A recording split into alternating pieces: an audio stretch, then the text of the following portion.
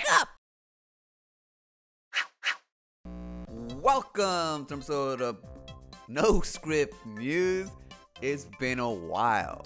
For those of you that don't know what No Script News is, usually wake up in the morning and give you guys a little rundown of all the news that I didn't get to, but I was interested and I want to talk about. Didn't necessarily want to make a whole video about it, so I do it like this. But before we begin, again, do not like this video. I am still wanted for stealing my neighbor's cats. They keep on knocking and I won't let them in. Now, for No Script News, like I said, I don't really write anything down. I just have some notes about stuff I want to talk about, and I give it to you guys raw. Man, I'm gonna start with Halo from Paramount, the new streaming show that they have on their streaming network. Now, we've been hearing rumblings about this show for a long time. And they finally started showing the episodes, and the first episode actually got a lot of praise. And so far right now, the show's kind of like, it's right here. It hasn't really gone downhill, hasn't really gone uphill for most. For me, it's already a fucking downer from the beginning. The reason being, they showed off Master Chief's freaking face. Even if it's not canon, I think this is bullshit. They did it so nonchalant, just showing a full face of this fool who looks like a dork. Dork to the max. It's very upsetting because sure, there have been little glimpses of his face in the actual games, in Halo 4. And if you go to like the animations and cartoons, they show like a young, John. But I mean, an actual face reveal is something that should have been huge in the games. And probably will be huge when they actually do it, if they ever do it. But come on, man. Way to ruin it in the movie, like in the second freaking episode. You know what I mean? Keep that to the end. But the reason they did it was because the helmet was too hard to act in. Not according to me. No. According to the freaking actor. Does that get nerve-wracking when people know the green and gold and now we're putting a face to it? No, it's not nerve-wracking. It feels really exciting. It feels like a real opportunity to, help. It's tailoring the medium, the entertainment for the medium, right? The Halo is a first-person shooter game, and so Chief has always been kept as a symbol, very vague character that you don't really get to know because you're meant to be him. You put yourself in that position and fill out all the details of the personality with your own. We're making a TV show, and in order to have an audience connect with the character over the course of a long-term TV show, there's no way you can pull an audience through that without getting to know the character, without relating to the character, without empathizing with the character. And that feels virtually impossible to do with a helmet on all the time. And you don't have the real world rules against it like you do in The Mandalorian. If the Mandalorian takes his helmet off, he's not a Mando anymore. In Halo, the Spartans take their helmet, their Mjolnir off constantly. They have a whole life outside of it. The only rule about not taking your helmet off is the one about Chief not taking his off because you're meant to believe you're him. So this is a new form of entertainment. It's a new medium. It's a chance for people who have played as Chief for so long to put the controller down, sit back on the couch, enjoy the experience of learning about the Chief in a way that you have never done before. And, I think it's an opportunity for all of us to get to know him in a better way. See, all I heard was bullshit. All I heard was, I'm unable to create this emotional connection with the audience if I don't have my face shown. I can't do it with the helmet. Little do they all know that even though Master Chief is played in first-person view, we're not really taking the role of Master Chief. Yeah, we are in first-person view, But the thing is, Master Chief has his own character. We actually bond with him and his relationship with Cortana. You know what I mean? He has that silent, strong, I'm gonna do what's right in the face of impossible odds type of character. He is the person that we want to be. We strive to be. Not him. We're not him. Anyways, I went too damn long with this damn subject, but I'm not gonna watch it. It ruined it for me. It ruined it for me. knowing that face is behind that helmet. It's like, why even put your freaking helmet on? You know what I mean? Get the fuck out of here with that shit. Good God. Don't want to leave you with some bad taste in your mouth right there. So we're gonna hop over to Nintendo. You know, the console that has raping games in it. I also have my coffee during this time. You know, try to relax, try to enjoy the day. And if you happen to be near Target, you can see Kirby out there. You know, Target has those red old balls. At first, I didn't know what those balls were. I still think they're kind of big old balls to block terrorist cars from going into the building, but whatever. Anyways, those big old red balls that Target has, they cover them up with Kirby covers, and they look freaking adorable. Now, if they're leaving those things overnight near your Target, we all know what we're gonna do, right? I mean, you can't leave those out there. You just pull them out and take them home. Shit, I don't know where you're gonna wrap it around. Shit, I don't know. Go put it around a big old rock outside your front door if you have, or in your yard if you have rocks. I don't know. Maybe put some garbage in there. Just have a big old Kirby around. I don't know. Anyways, I would take them. I'm just saying. It's kind of cool though that they're actually getting into it. You know what I mean?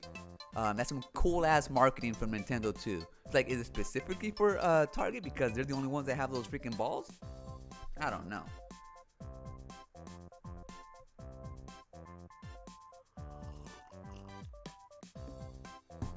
Now getting into something just a little bit more serious, because not only do I talk about video games and stuff, I talk about harsh realities when it comes to no script news. And one thing I want to talk to you guys about was a law in Singapore where it makes it mandatory for anyone that's over 21 years old to be an organ donor.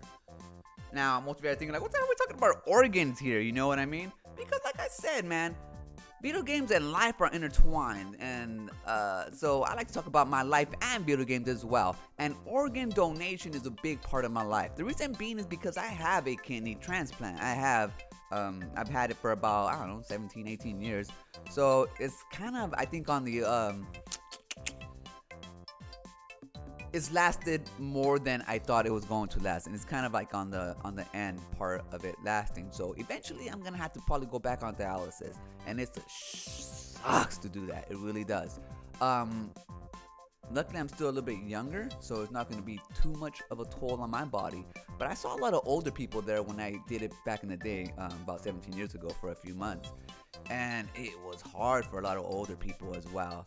And all these people are just there sitting waiting for kidneys, you know what I mean? And it's not just kidneys, I mean there's people waiting for hearts, for livers, and all this other stuff.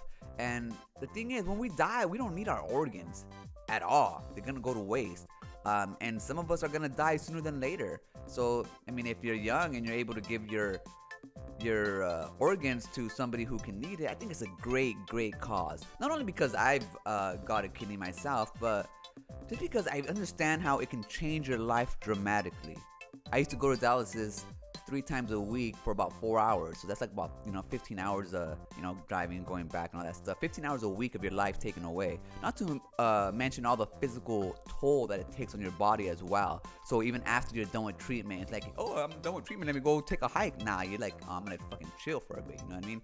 So getting that kidney was a huge blessing for me. It allowed me to live my life for the last 17 years without being restrained.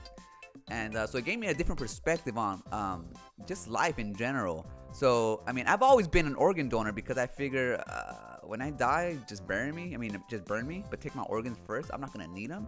So it's just a cool law in Singapore that once you're the age of 21, you are opt-in to be an organ donor. And if you happen to opt out, then what happens is you will be the last person to receive an organ transplant if you ever need one. So it's pretty much like, hey, you're doing a good deed, then we're going to reward you if you ever need an organ yourself. Now, I think that's something that should be done in the United States. There should be a law that does that. If you want to have an exemption for religious reasons, I understand that, but that's all bullshit, guys. You know what I mean? There ain't no heaven. Once you die, you die. So might as well get a use of your body and give it to other people if you can. I thought that was something cool, and just wanted to share with you guys. One other thing that's pretty cool is this cat right here. He knows. He knows what you guys are up to. He sees some fool sneaking in. He wants to see what's going on in his territory, y'all. That's all that's going on. It's funny how he freaking chased that dude, though, right? It is. Look at that shit. Dude's like, what the hell's going on? I didn't even know he was there. Like, oh my God. He just starts running. Shoo. Speaking of running, someone that should have kept on running and never looked back was the damn Intellivision Amico. Come on, y'all. Now, they recently released an unboxing of their package for the European market.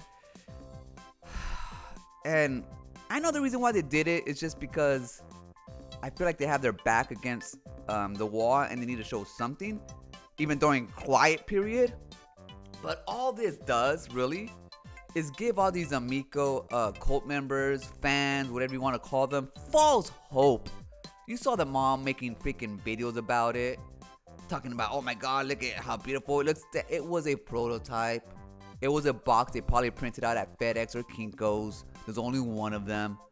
I mean, it has a misspelling on the box. How are you going to misspell Intellivision? You know what I mean? It's like, come on, guys. Now, everyone's looking at this saying that, oh, you know, it just shows progress, shows that box is great. No, man, no. Something was up in Germany. They had to show off maybe proof of concept, success. Maybe they have certain things they have to do since they received all that free money from Germany. They have to appease them somehow, and this is probably it.